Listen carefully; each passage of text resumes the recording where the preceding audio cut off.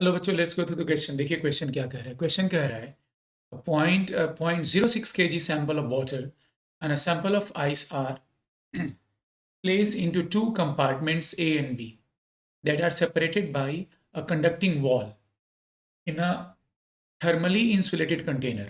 The rate of heat transfer from the water to the ice through the conducting wall is constant and that is equal to P. Until thermal equilibrium is reached, the temperature T of the liquid water and the ice are given in the graph as function of the time T. The temperature of the compartment remains homogeneous during the whole heat transfer process. Specific capacity वगैरह का data दे रखा है बच्चों। Question में ये graph जो है already हम लोग पिछला क्वेश्चन कर चुके हैं, तो ये ग्राफ का मतलब पता हमें। T0 पर temperature of the water was 40 degree Celsius and बाकी 40 मिनट पे ये 0 डिग्री सेल्सियस हो जा रहा है। एंड आइस T0 पे -30 डिग्री सेल्सियस पे बच्चों, एंड 60 मिनट पर ये आके 0 डिग्री सेल्सियस हो रहा है। तो ये 0 degree water 0 degree Celsius 40 minutes पे हो रहा है एंड आइस जो है 60 मिनट्स पे हो रहा है। The mass of ice formed due to conversion from the water till thermal equilibrium is reached is equal to. तो बच्चों हमें ये बताया पूछ रहा है कि इस वाटर का कितना मास आइस में कन्वर्ट होगा till the thermal equilibrium is reached. तो बच्चों क्लियर है कि थर्मल इक्विलिब्रियम जो है वो 60 मिनट पे अचीव हो रहा है, बट वाटर अपना टेम्परेचर 0 डिग्री सेल्सियस 40 मिनट्स पे ही कर ले रहा है।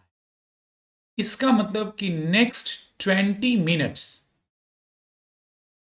तक जो वाटर हीट रिलीज करेगा from A to the chamber B for next 20 minutes, उसके कारण इस वाटर चैम्बर ए का कुछ मास ऑफ वाटर आइस में कन्वर्ट हो। कैसे?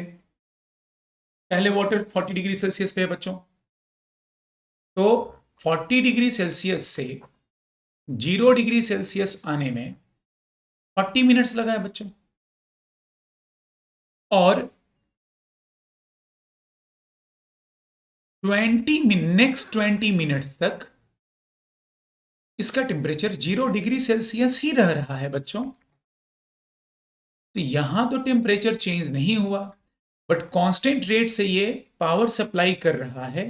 ये वाटर के लिए है, वाटर कंपार्टमेंट ए की बात कर रहे हैं, कंपार्टमेंट ए की बात कर रहे हैं फॉर वाटर। तो अगर नोटिस किया जाए तो this is for the water in compartment A. 40 degree Celsius से 0 डिग्री सेल्सियस 40 मिनट में आया, एंड 0 डिग्री सेल्सियस से 0 डिग्री सेल्सियस ही रह रहा है 20 मिनट तक, और पावर पी ट्रांसफर कर रहा है, विच वॉज प्रीवियस क्वेश्चन से रिलेटेड है बच्चों। तो पी का वैल्यू हम लोगों ने निकाल लिया था एंड दैट वाज 42 वाट आ रहा था, याद है।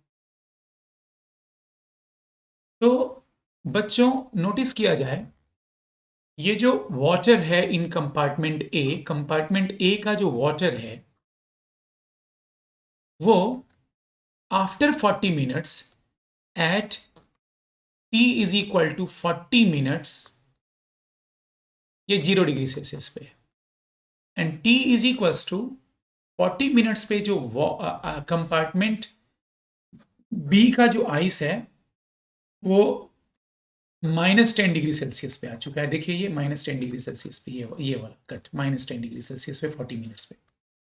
तो अभी भी हाई टेम्परेचर पे, ये लो टेम्परेचर पे है, तो सेम कांस्टेंट रेट से पावर सप्लाई हो। इससे क्या होगा कि इसका टेम्परेचर राइज होना शुरू हो जाएगा बच्चों, और इसका टेम्परेचर तो फॉल नहीं होगा बिकॉज ये 0 डिग्री सेल्सियस पे वाटर है, तो ये आइस में कन्वर्ट हो।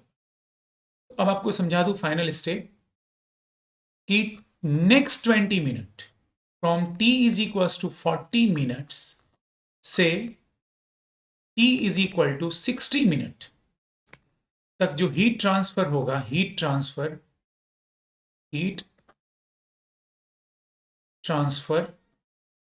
From A compartment A to B is equals to H, and that is H is equals to P into T, जिसके कारण ये जो वाटर है वो certain mass of water ice में कन्वर्ट हो जाएगा, बिकॉज इसका टेम्परेचर तो चेंज हो नहीं रहा बट हीट दे रहा है। तो हीट दे रहा है तो ये सॉलिड मतलब सॉलिड में कन्वर्ट हो जाएगा। याद कीजिए, किसी आइस को वाटर में कन्वर्ट करने के लिए वी नीड हीट, हीट चाहिए। तो वाटर से जब आइस में कन्वर्ट होगा तो हीट रिलीज करेगा। हीट रिलीज जो होगा यहाँ पर वो इससे ये वाटर आइस में कन्वर्ट हो जाएगा and that is equals to ml, because यहाँ कोई टेम्परेचर चेंज नहीं हो रहा है बच्चों, यहाँ टेम्परेचर चेंज नहीं हो रहा है 20 minutes.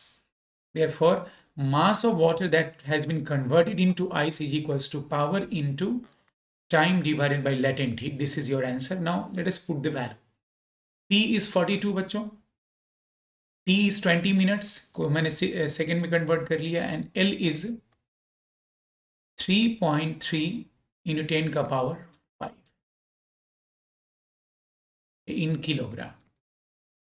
So let me calculate this.